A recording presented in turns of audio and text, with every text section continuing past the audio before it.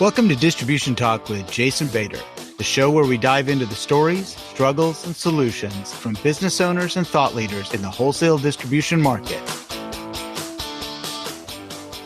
Hey folks, Jason here. In this episode, I had the opportunity to speak with Scott Sinning, founder and CEO of Pricing For Distributors. Scott's got this really interesting journey. He spent a lot of time in a large electrical distribution company called Graybar. And for those of you who are around the electrical distribution or, frankly, a lot of the construction distribution, you'll recognize that large juggernaut of a name there. But spent a lot of his career there and really got interested in some of the pricing and the financing side of the organization. He was had a project thrown at him, with the whole pricing coordination. So he learned quite a bit. But one of the things that's really fascinating and was interesting about our discussion was he talks about the strategy and building of trust and really how to prepare people.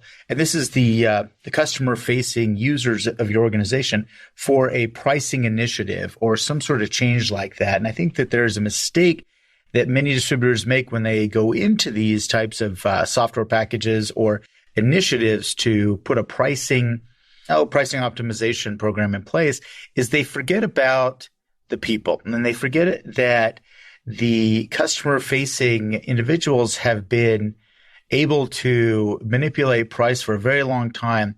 And it's very difficult to just flip the switch to where they're now kind of controlled by and locked down a little bit more in their decisions. So Scott talks a lot about building trust and really helping people understand the philosophy behind this and really work on that change management side. So fascinating discussion with him, lots of experience, and I hope you enjoy the episode.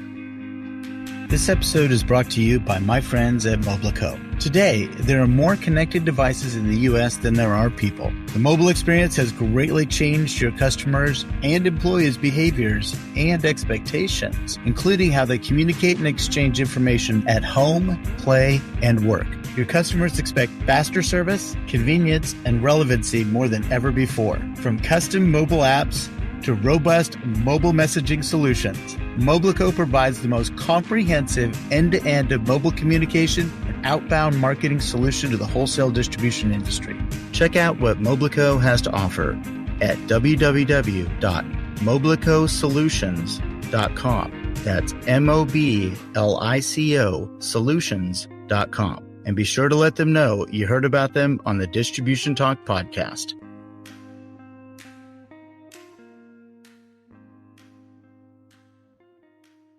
All right, Scott. Well, hey, welcome to Distribution Talk. Thank you so much for deciding to come on and chat with me for a little bit. Thank you, Jason, for the opportunity. I really look forward to our talk. So, as you know, you've gone through a couple of episodes, and we like to start with a little history lesson and go back and figure out, how did you get involved in that whole distribution business? Well, my story started as a college graduate in Pittsburgh, Pennsylvania back in 1988. And I was out of college with an economics and Spanish degree and a well-rounded B student, as I like to think about it. So I wasn't really sure what I wanted to do other than I knew I wanted to go down a business track and I wanted to work with people and solve problems and help others. Those were kind of my guiding principles of when I was looking for a job. But other than that, it was kind of a blank slate. So as I was out looking, I came across a help wanted ad. That's for those of us who remember newspapers and help wanted ads. Remember back then, yeah, I got you. Yeah. There was a position posted for a management trainee, which sounded good for a company called Graybar, who I'd never heard of at that point. But I applied, and after a couple of interviews, I liked the folks that I spoke with at the local branch, and was offered a position to start as a management trainee. But back in those days, Jason, that meant wearing shorts and a T-shirt and steel-toed boots to work in the warehouse. Yeah, that's the management trainee path. That's how it started. Things have changed a bit since then, but 30 years ago, trainees started at the ground level. So my first role was in the warehouse doing receiving, shipping, putting stuff away, sweeping the floors, cutting wire, and backing up a busy counter. I think that's a great place to start.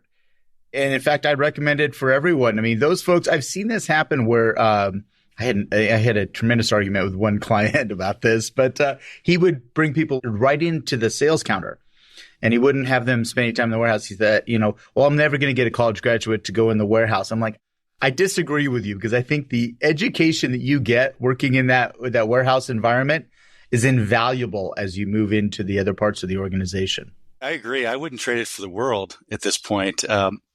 And I learned a lot about just basically hard work. I luckily had a very good warehouse manager who kind of took me under his wing as the rookie who didn't know anything, and he had to teach me all that.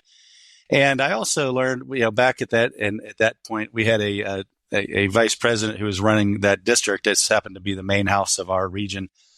And when he was in town every day, he'd come down and walk the warehouse and check in with everybody. And that taught me a lot about the company and a lot about management style, that here's an individual that certainly doesn't need to come down and walk the warehouse and check in and shake hands, ask how things are going, make sure things are running right, that orders are getting picked and things are getting shipped out.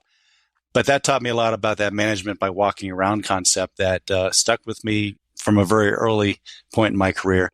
But yeah, that was about 6 months after I got hired. I did that in a very hot summer of 1988. But that was my start to the distribution industry, Jason. So then you kind of moved through the ranks. Now, you were armed with an econ degree. And the longer I do this, I have a tremendous amount of respect for economics now and econ degree. I think it's just a fascinating study.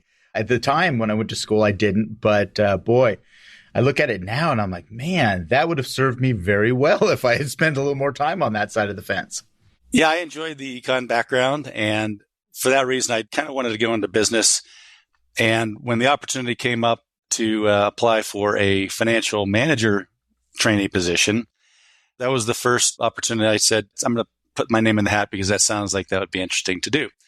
And so that was I stepped from the warehouse position, into the office and working as a trainee in our finance department, which really for Gray Bar, and I think for a lot of distributors, it's a field role around credit and collections, working with the sales team, working with customers, making sure that we're getting paid for the services we offer, that we're managing disputes with clients properly and quickly, and we're managing the risks that come in the distribution business so that we could be smart about who we're selling to and how much we're extending in terms of open credit.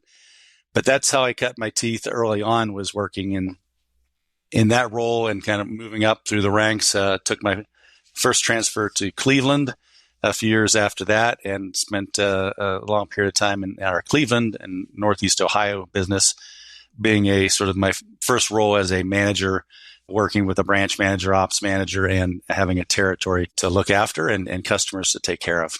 I think it's really interesting, though, going and cutting your teeth right into that credit management side, because I spend a lot of time around credit managers actually right now, just because I think it's one of those underutilized departments. I think there's just so much more you can do in that world.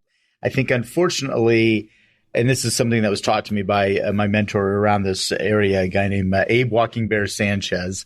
Do you know Abe? I've seen him, and I Oh, you have? Okay. I know who you're talking about. He's an impressive guy. Oh, colorful character. Actually, he for the longest time lived very close to where you live now.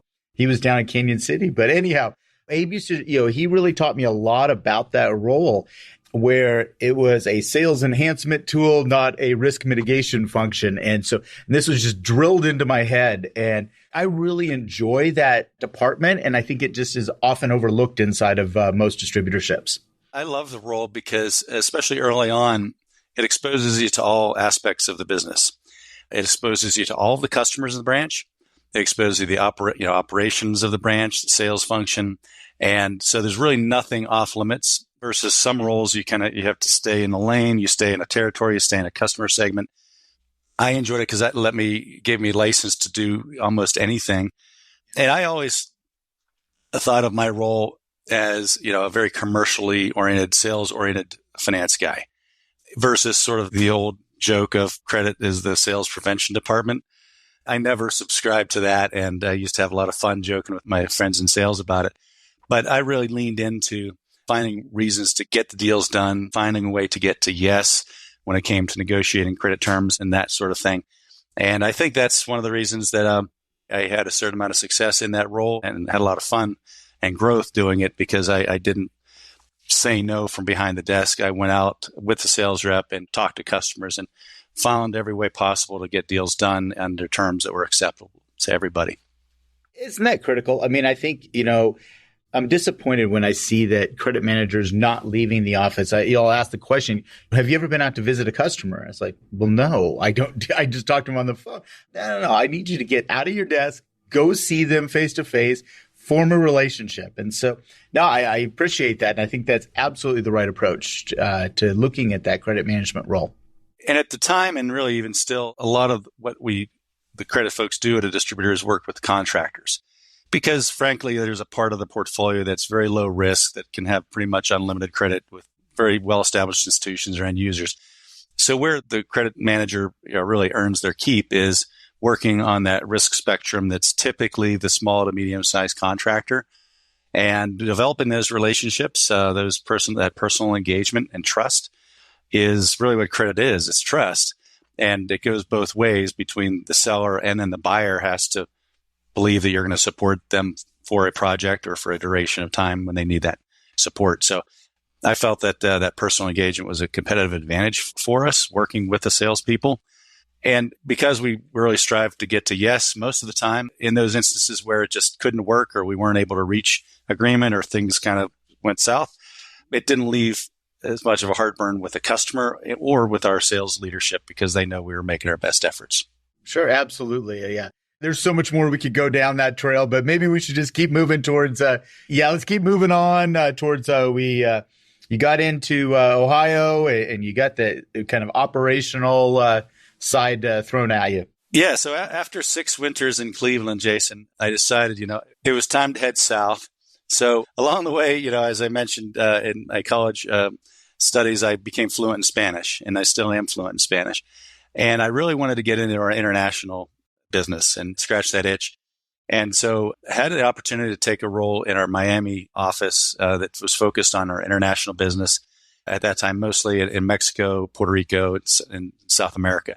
So I had a chance to spend 4 years in a role where I was involved in our export business, export finance, setting up subsidiary businesses, traveling to in-country, working with folks. And that was one of my favorite roles in my career, just because it was so new and so exciting, and got to help do something that nobody in our company had ever done, working with the team in that time. So that helped me grow. Then I had the opportunity after that to move to St. Louis to go to corporate headquarters and work sort of in several other diverse assignments, including some broader international sort of corporate work. Then moved into treasury, worked for about a year with our treasurer. And then after that was asked to take a finance business lead role for a SAP implementation project that I really didn't want to do at first, because I was like, I'm not an IT guy. I really don't. Judging from both of us, man, that's how you lose your hair. So, you just don't get out of that with any hair left. A big SAP implementation. So it was a biggie. And, so I was the liaison as a business rep for our finance department function, and really there to help work with the consultants and the IT people on building functionality that would work for the business. And what I thought was going to be a 6-month role ended up being a 3+ year role, from design, testing through go live support and implementation. But it ended up being a great experience to learn and get my brain wired in a little bit different way, to start thinking more around process and systems and integration and how all that works for the user's advantage. And that really informed a lot of my roles after that going forward. From that role, Jason, I had the chance to go down to our Florida business and was promoted to be director of finance, in which case I was leading a team that was covering the finance, credit collections, risk management, accounting, reporting, all those other things at a leadership level in a sort of a regional basis. So that gave me a chance to really hone some leadership skills, to drive customer engagement, work with our sales team again, as I had in other roles, but now at a branch manager, director of sales, VP level, trying to establish our business as the best for working with our customers. And a lot of that was just through personal engagement and working real hard. That was a great role, and we had a lot of success and a lot of fun. It's interesting. You're like the only guy I know who got to use both sides of your degree. You've got the heavy econ background, and you dove into finance, and you're really understanding the balance of econ, but then you got to use your Spanish. And a lot of people, have that second major, that foreign language major, and you went back to Miami twice to go use that. So fantastic. Yeah, I was very fortunate in that way, for sure, Jason.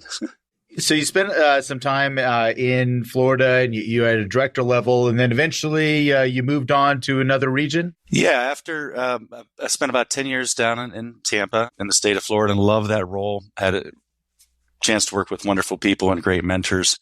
But I was offered a position in 2014. I got a call from our president and CEO who offered me a role to come to corporate as vice president of pricing strategy, which Gotcha. I was not expecting because I had not worked in pricing before.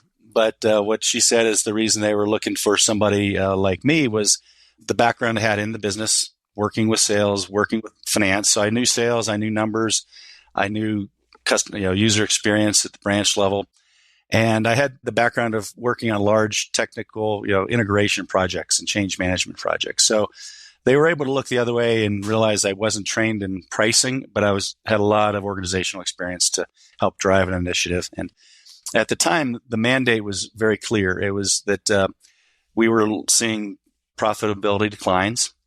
Revenue was kind of flat, margin rates was going down, and we'd taken on an initiative to reverse that.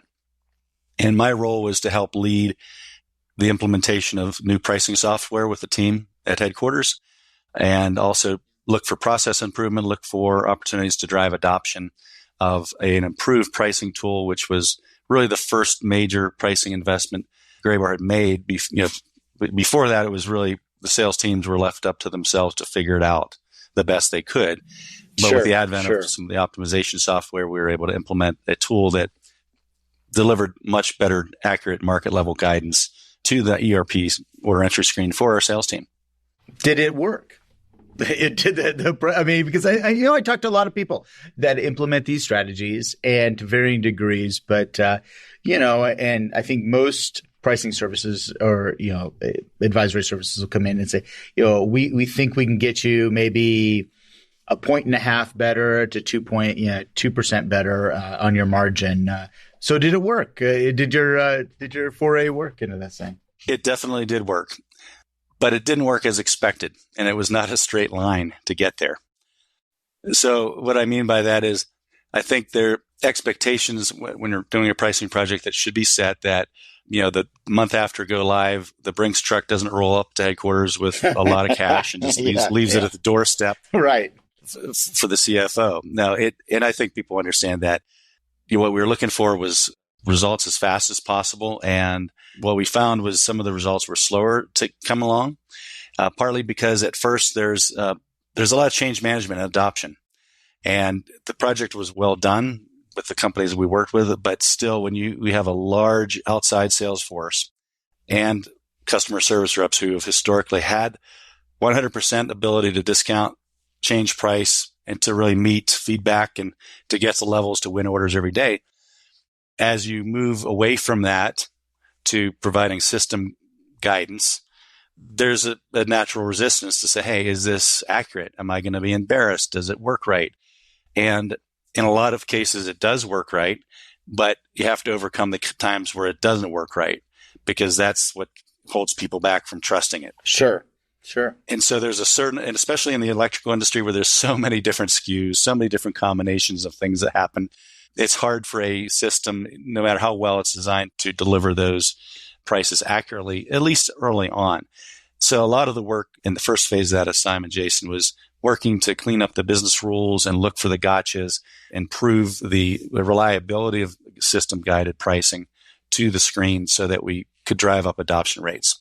And over time, that starts to take hold. And what then happens is you start seeing the lift the gross margin rate lift that we'd expect in especially certain product categories, certain customer categories, as well as we really found that we saved the sales team a lot of time in what used to be a highly manual, complicated administrative process for sales reps to set up pricing and manage matrices and all that good stuff.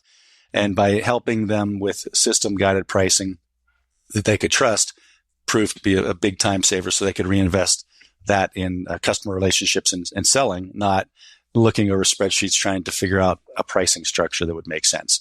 Yeah. Let software do what it does best and let people do what they do best. I mean, I think that's really the division there, is that software can look through the spreadsheets, as you just said, and really make thousands and maybe millions of different analytical computations, and let the salespeople be relationship people again. So no, I appreciate that you mentioning that. So you did that for a few years, but then you hung up the cleats at Graybar. You had a nice run. Tell me a little bit about what you're doing now. What's the role now? Yes, I was very fortunate in that last role I had to really fall in love with it, because it was kind of the capstone of my long career at Graybar in a way that blended so many of the different disciplines from sales, marketing, finance, operations, everything boiled into one. So the thing that I really fell in love with the pricing is that it was challenging in that way. And it was also one of those opportunities to really work across the organization to make a difference. So when I decided I was going to retire from Graybar, I did so really with the idea that I wasn't retiring in the traditional sense. I was going to pursue an entrepreneurial dream of setting up a business and giving it a shot. After working with a large company, and it was great, it had a very good run. But I also saw over my years in the industry a lot of entrepreneurs, from our contractor customers to manufacturers, reps, and agents, and people who are living this entrepreneurial lifestyle in our industry. And I said, boy, I'd love to do that. So when I left Graybar, I started a company, Pricing For Distributors, and my goal is to be an advisor for distributors who want to improve their pricing and take some of the practical lessons learned, the bumps, bruises, and everything else that comes with that, to help others that are looking to figure out pricing, to get it to the next level, and have someone in their corner that has been there and done that can help them get results faster and help them manage some of the risks that do come with a project like this. You touched on this a little bit earlier, but the building the trust with salespeople, because as you said, traditionally, and this is how I grew up in the business, is that at a counter level, we were able to manipulate pricing, to meet or beat, what somebody is saying in front of us, or maybe we just liked the person, or, it was really kind of the wild, wild west. We could really do it. Now, obviously, if we really tanked it, we'd get a little talking to, but for the most part, the pricing decisions were in the hands of counter associates or field sales personnel or somebody in doing inside sales or quotation. It was really open. And then now you're putting these clamps on. You are really, tightening up that discipline now. And so there's got to be a way of metering that in without really upsetting people. And so it sounds to me like that's a lot of what you encountered during that project. Yes, for sure. It is a lot about change management and helping get people on the bus to go along for the ride. And with any big change, you're going to have a couple of groups of folks that are like all in on day one. They're like, yeah, this is cool. I get it. I'm in. Then other people are kind of on the fence. I'm going to sit around and see if this really works and, what my boss tells me to do. And then other people are, other folks, there's going to be a late adopter segment that just aren't probably not going to get on the bus, or it's going to take them some more time. But the main selling point is that, for distributors, as you know, Jason, it's a long-term repeat business. So pricing has to be fair, has to be win-win, and it has to engender trust with your customers. So a pricing strategy is not meant to just increase prices and try to be unfair, because the market will take care of that very quickly, and the customers will tell you, hey, we're not going to, that was too high. You're not treating me fairly. I'm going down the road. Goodbye. And distributors can't afford that to happen. So you want long-term repeat business, which means your prices have to be right. in line with the value that you're delivering. And in the old days, people had to do that. Like you were mentioning, we had to give delegation of authority to front lines because there was no other way to do it. You had to trust the folks that were close to the customer who kind of knew the market on how to sell and where to set pricing. Data analytics were secondary. Nowadays, with the advent of new technology, that's really the price points are accessible for pretty well every distributor, not just the big players. It allows companies to provide better guidance that's where the computer does the heavy lifting, and then the frontline associates or sales team can massage around the edges a little bit if they need to, or if there's some feedback, competitive aspect that maybe the history doesn't provide insight into. But it really helps.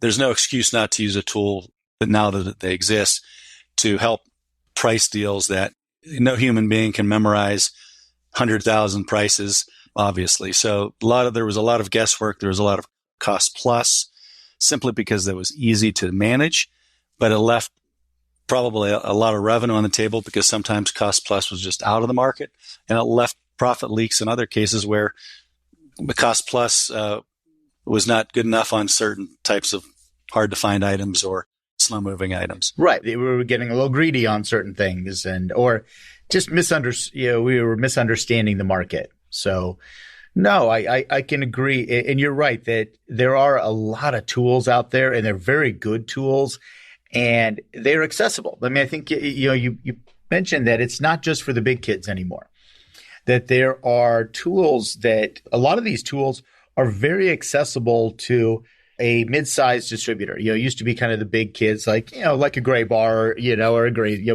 big entities.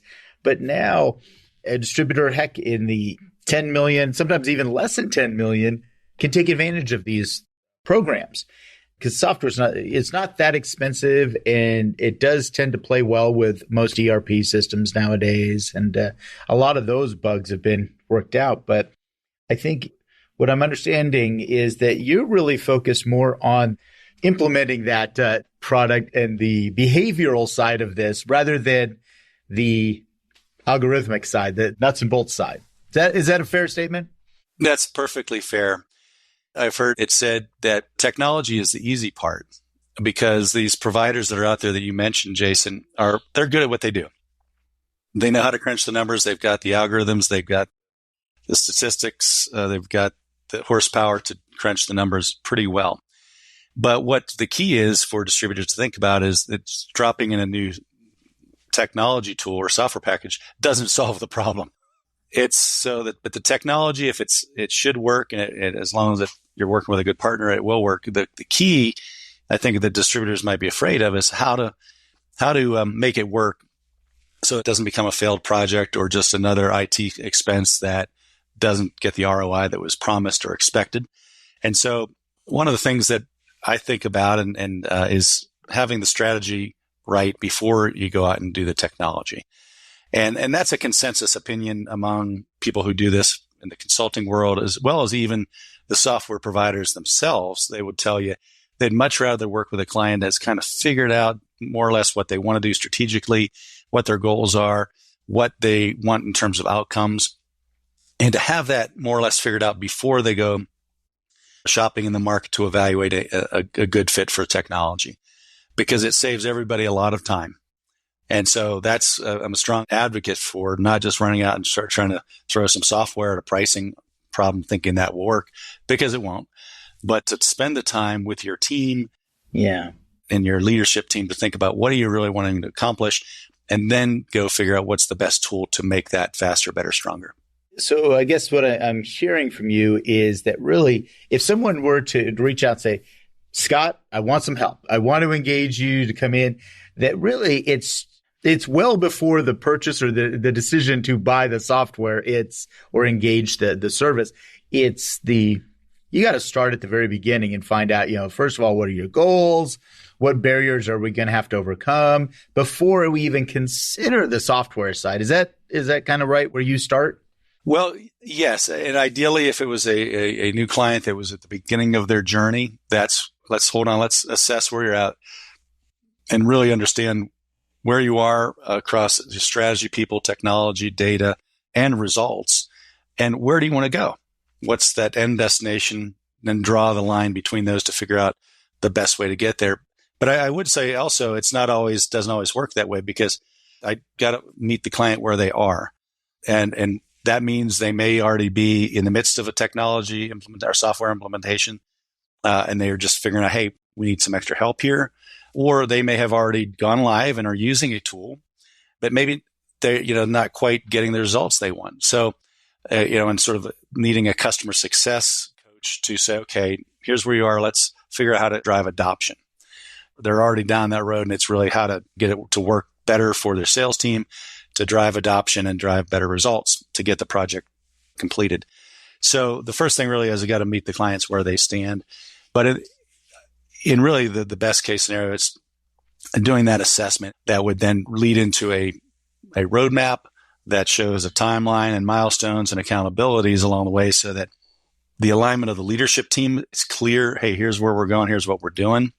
There's a business case that acts as sort of a North Star to keep everybody's focused on the goal, because this, like I told you, or I mentioned earlier, Jason, it's typically not a straight line. There's going to be fits and starts. There's going to be successes. Right. There's going to be some failures. You got to expect that. And with a good roadmap and a good business North Star sort of business case, the CEO and executive team can help keep everything on track and keep momentum going, so that people don't get worn out, frustrated, and give up.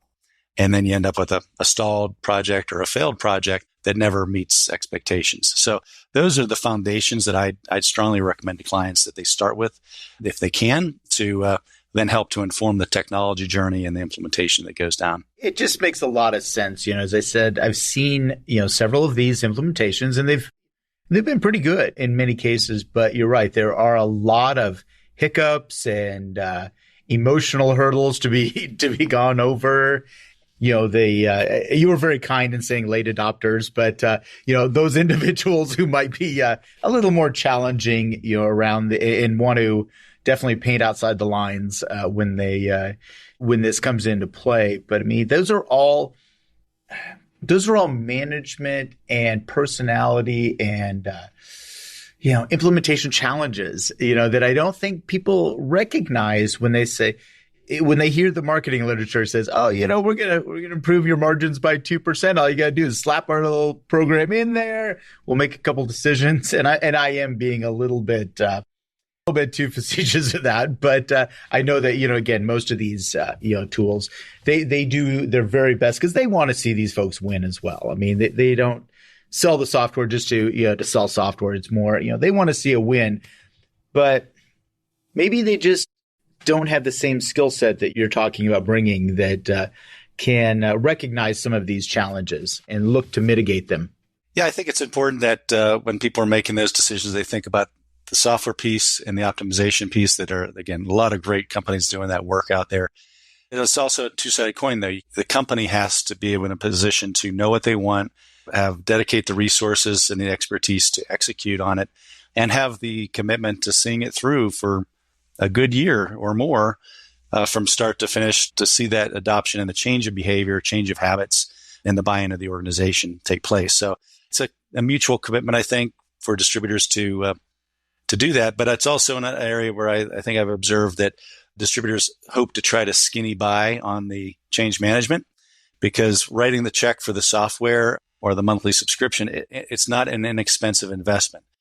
It's a bite. And so I think sometimes people say, well, geez, that costs a lot. We're out of budget for dedicating resources or really focusing on change management and doing that sort of work.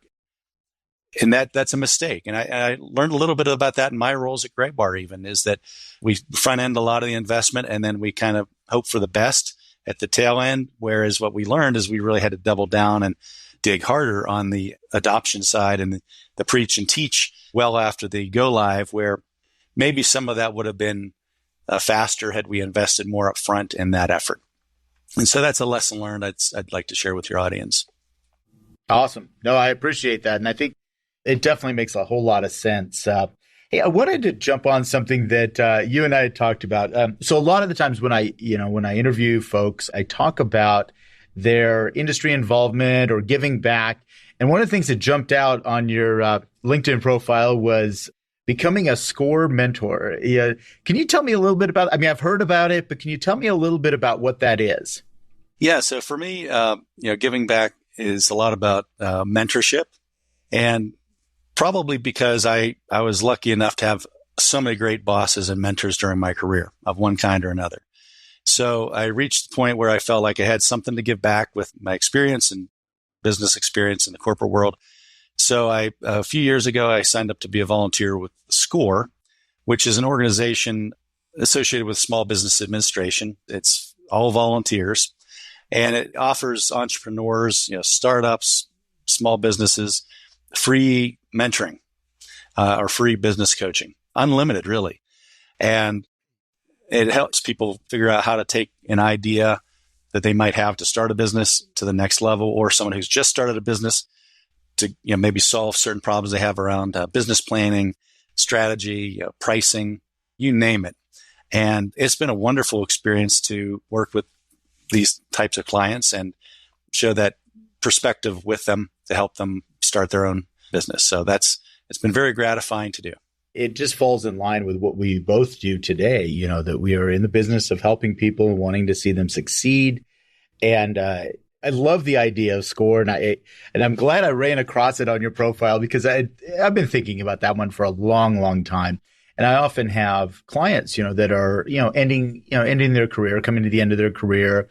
Maybe they've recently sold a business or something, and they're kind of trying to figure out, well, how do I go into retirement gracefully? And I think that, SCORE is a great option. I mean, I can recall when I left my family business and came into the advisory side, I realized, it took me a little bit, but I realized that I knew and I'd experienced a lot more than I really gave myself credit for. And I think that's the same feeling that people get near the end of their career, is that, wow, you know a lot. What am I going to do with this? And this seems to me like a phenomenal outlet to be able to share that with that bright-eyed entrepreneur, or maybe that struggling small business, one of the two. It is. And it's very rewarding, as you mentioned, Jason. And I would also share, that in the giving, you're also receiving. And so these folks tend to be very appreciative of it. Like you said, sometimes we don't recognize how much we learned in our career, which we can pass along. And at the same time, I'm learning and getting energized by people coming up with new ideas and who are just starting out. So it goes both ways. But I think it's a neat organization to consider if folks are looking for a way to volunteer and give back that doesn't take a ton of time. It uses their experience and their connections and resources that they're familiar with, that they can pass that on and pay it forward. I appreciate you sharing that, because I think it is one of those areas that maybe some people have heard the name, but just didn't really know about that. And there are local chapters, aren't there, in most cities, I think all over the place.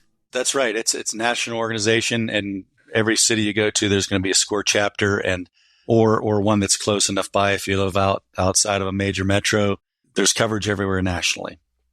Great.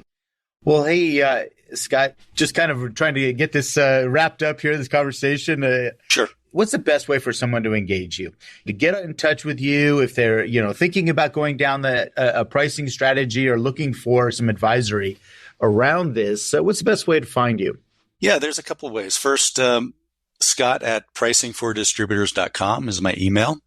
You can find me on LinkedIn, or go to my website, which is www.pricingfordistributors.com. Check it out, and you can get in touch with me there.